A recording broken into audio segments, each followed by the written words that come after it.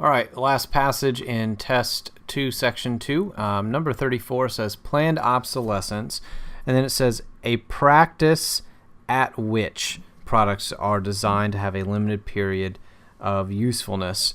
Now, this one we want to connect a practice with what? Well, in this case, at which is not the idiomatic phrase that would go with a practice. You would say a practice. Maybe you would say, wouldn't say from which. So I'm not going to pick that. And I'm trying to find, again, the proper idiomatic phrase that would fit here. A practice so that, or a practice whereby. Now, in this case, it's a practice whereby products are designed. So in this case, the best option is going to be D. Sometimes you would say a practice which, but they didn't give me that option, so I kind of had to go another route because it wasn't going to be at which or from which. If anything, it would just be a practice which. But once you see what comes after it, that probably wouldn't fit either. So again, that's why that's not there regardless. Your answer for 34 is D. 35, it looks like we're dealing with some punctuation here. So with 35, just keep reading this sentence. So a product or a practice whereby products are designed to have a limited period of usefulness.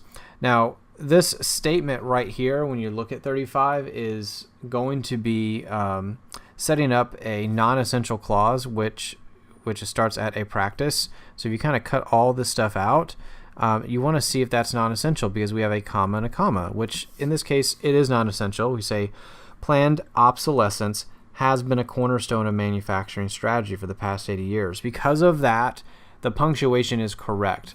If we trim the fat, it still makes sense, which means our answer that we currently have is going to be correct. We don't need to change that punctuation at all.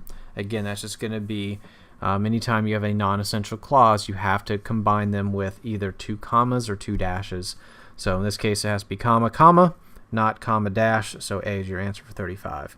36 looks like we're just looking at vocab and context. Says this approach increases sales, but it also stands in austere contrast.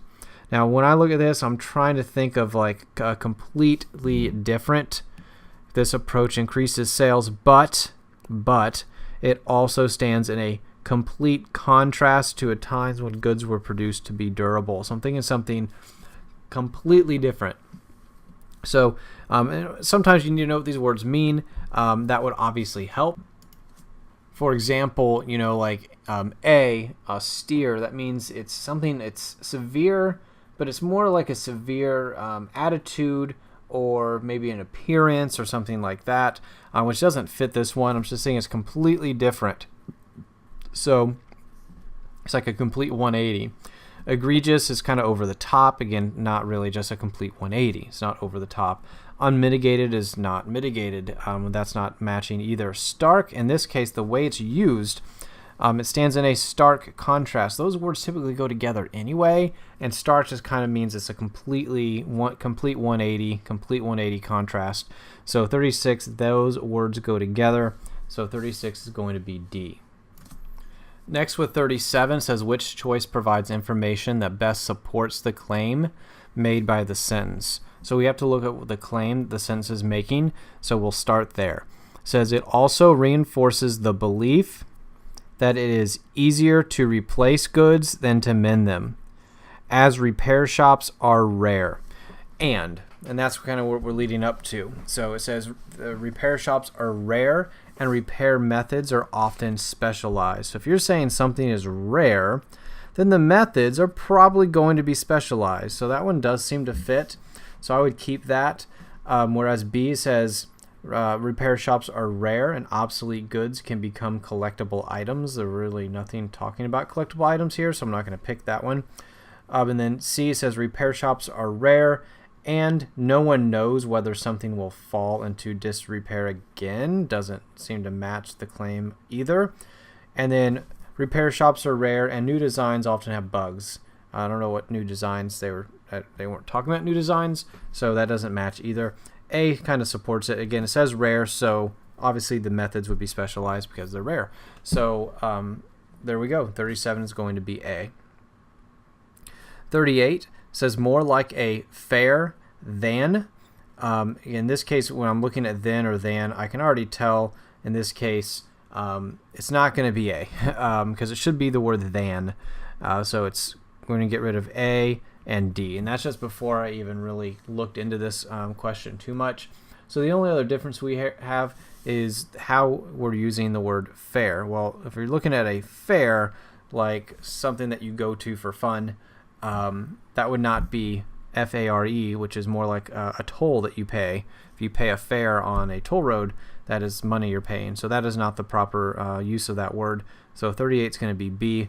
It has the proper spelling for fair and than as well. So that's 38. 39. So there are two things we need to look for on 39. One is obviously who versus whom, and then we want to get the proper tense here. Now, starting off with the proper tense, because usually that's easier for students to see, it says, it was the brainchild of former journalist Martin Postma. And you say, who wants or who wanted, or she wanted. Here we're looking at wants, wanting, or wanted. Now, usually in this case, you can tell the tense here. We're talking about something that happened in the past, so it's going to be wanted, which is going to get rid of A and B. Here now, we don't have to worry about whom versus who. Normally, we would say, it's the answer to the question, would it be he or him? If you're dealing with the male tense, it doesn't matter if that's a female here. It should be who, because we'd say who wanted to get this take a practical stand, and you'd say he wanted to take a practical stand. Usually if you say he as the answer, it's going to be who. If you say him, that would be a whom. Whom ends in an M, and so does him. So that's one way you can always remember that. But in this case, like I said, we don't have to worry about it. It should be who wanted. We don't need to say she. We're talking about the person. The person is a who. So 39 is going to be C, and again, you would answer that with he wanted to take. I know it's a girl, but it works the same way. So 39 is C. 40 says her goals were straightforward, and then we have some different changes here. Now, one of the things you can check off real quick is the fact that they're all going to be colons. So that we don't have to worry about, but it's more about how these get set up, and that does matter. Normally when you have a colon right after that colon, what's happening is you're setting up a list. So here the question is, do you need the however, the therefore, the nonetheless? And honestly, if you get rid of them and just read it with those things gone, it says her goals were straightforward. Here they are: reduce waste, maintain and perpetuate knowledge and skills, and strengthen community. You don't need any of those. There's no transition that we're technically taking from the sentence before, so there's really no reason to put that word in there to make a transition. So 40 should just be D. Those are useless words to have in there, since this is not really a true transition from the previous sentence. So 41, we keep going. And again, we just want to find the shortest answer that is grammatically correct. So should I use the word they? Well, that's the first question we should ask.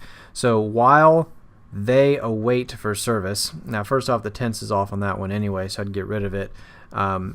So patrons can enjoy. So I'm thinking while awaiting or while they waited, probably not going to match. I'm thinking awaiting was at least the proper tense. While they're waiting for service, they can enjoy coffee and snacks. So here's the thing. Do you need to say awaiting or waiting? Well, in this case, you just say while waiting. They're not awaiting. They're just waiting for something. So in this case, D is going to be your answer for 41.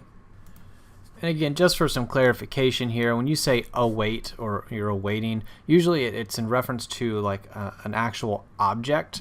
Here, they're waiting for service. That's not really an object.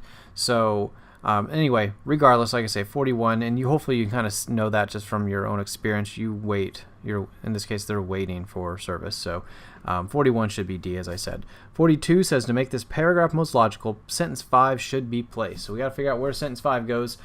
So you start by reading sentence 5 and see what it says. So sentence 5 says, since the inaugural Repair Cafe, so since that first one occurred, others have been hosted in theater foyers, community centers, hotels, and auditoriums. So here we go. We have to have a sentence before that talks about maybe that first cafe. And again, it should flow with this the entire paragraph, and then we're going to get into this sentence. So just to kind of lead you into the answer here, which should be C after sentence 3, but we need to read this paragraph to kind of get an idea of how this should fit. So the first sentence says more like a fair than an actual cafe. The first one took place in Amsterdam. So they're saying, talking about the first one. And then sentence 2 says it was the brainchild of the former journalist Martin Postma. So we have the first sentence says, what it was and where it started. The second one is who started it. Then the third sentence says her goals for the cafe. So, they say, here's this cafe, here's who started it, these were the goals. And then at that point, you put in sentence 3, or you put in sentence 5. Since that inaugural one, others have been hosted in different places.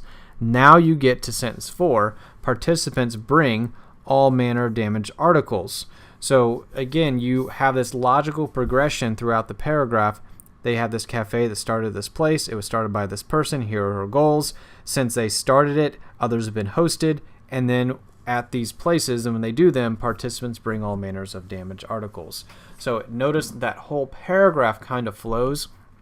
It's a little harder to see on this one, and really until you kind of see the whole paragraph and how it's related, and how each one kind of builds off the other.